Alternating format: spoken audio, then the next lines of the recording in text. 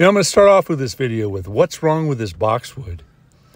A lot of times you'll see spots on the boxwood plants, but in this case, I think it is something that may be caused by, I'll bet it was that.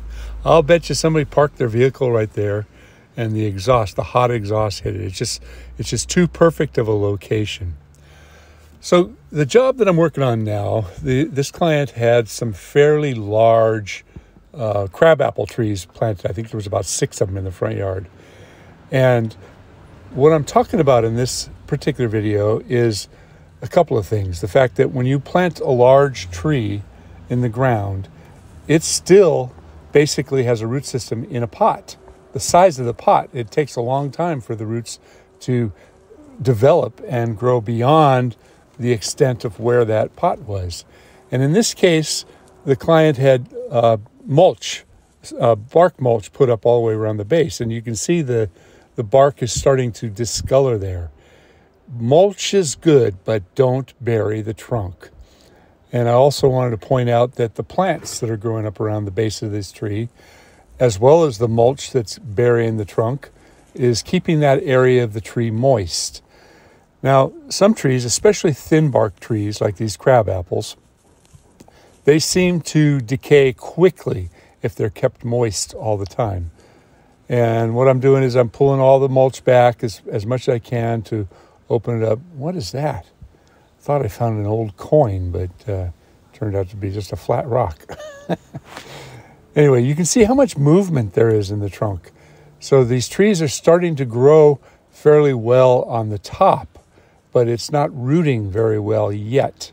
So my recommendation is to keep them pruned down so they don't get so tall that the wind is going to blow them down. They did have some stakes, they did have some ties, and there was also quite a bit of fire blight in these crab apples. Now, fire blight, it's important to cut it out, but don't cut it at the fire blight, cut it below the fire blight. As you can see in that picture there, the end of the cut doesn't show any sign of the discoloration. And finally, the same client had a large cork oak brought in. I don't know how big the box was, but she said it was just a couple years ago. And once again, because this tree was in a large pot, the root system of this tree is not evolving as quick as it needs to. So the upper canopy is starting to fill in. I think it's okay. They had it staked with 3 ropes for a long time. Kind of interesting, on the very next day, we got into yet another cork oak, but this is a much more elaborate, fuller tree. And I'm not quite sure what this is. It's a piece of pipe in the trunk there. The bark on this tree is actually what they harvest in parts of the world. I know they do it in Portugal. They slice the bark off every 10 or 12 years, and they take these big sheets of it, and that's what they make bottle corks out of. That's the true cork. It's amazing that the trees survive having their bark peeled off and they come back. It's a beautiful tree. This one's a little bit sparse in the upper canopy. We're taking out all the major deadwood and clearing the building. It's a fairly significant tree. I would guess this tree to be, probably 75, 80 years old. It's a fairly old home in an old neighborhood. I don't have a whole lot of experience with cork oaks, Quercus subir, so I don't know much about what this tree needs. I do see that there's bark going right up to the base of the tree. It may be raised up a little bit here too much. Probably be a good idea to pull the bark back all the way around, kind of the same as what I showed you on those crab apples, just to have a better indication of seeing if there's any basal crown rot decaying or showing itself in that area. Beautiful tree. Fun job. Now, it's always important to check the base of just about every tree that you work on, because you never know what has happened, what kind of construction took place. When was this wall put in? Were there roots severed? or was there additional soil filled up around the base of the tree? This one, I can't see anything that scares me.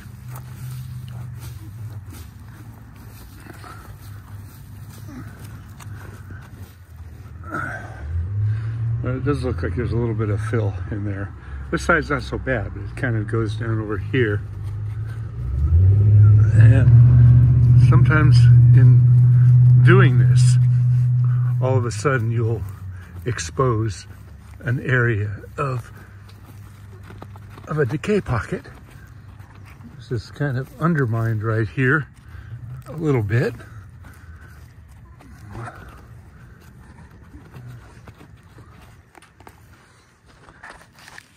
It's kind of hard to tell.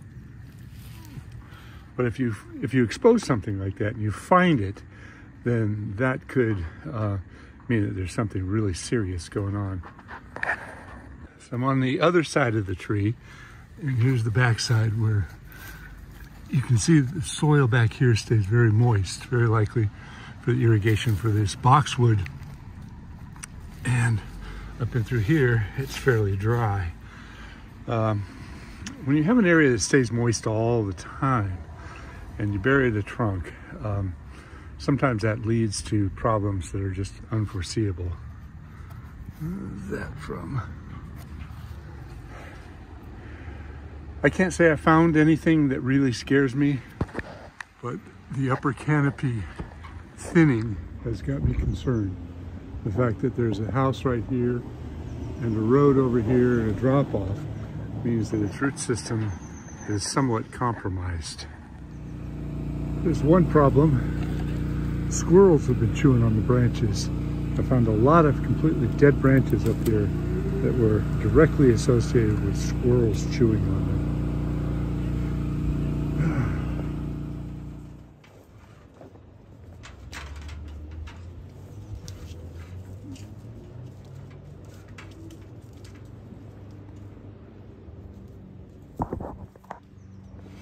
At one time, the previous owner had great big lighting globes of some sort hanging from this tree, so everywhere you looked there was plug-ins, and they were starting to get absorbed into some of the wood. Interesting sculptural boxwood and rose garden. Now, this happened to me last week. I was up in the air and this Tesla pulled in and parked right underneath me just as I was working. And I thought, geez, they don't pay attention to me. On the same job, I was asked to cut down this little shrub here, and I didn't see it.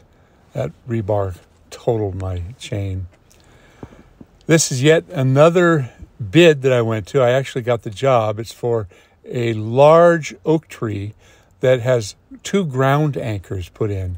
They're concrete and rebar, and the tree is cabled from quite a distance away. I'm sorry, this isn't the best video here, but it kind of paints a picture. And that's the tree. It's a double trunk live oak tree that is actually growing through part of the roof. And the woman indicated to me that the tree has adjusted and has moved a little bit. So I went up there and checked the cables, and one of the 2 cables is incredibly tight and the other one is just taut. But you can see some movement in the, oh, there you go, part of the roof is moved. And she absolutely wants to keep these trees.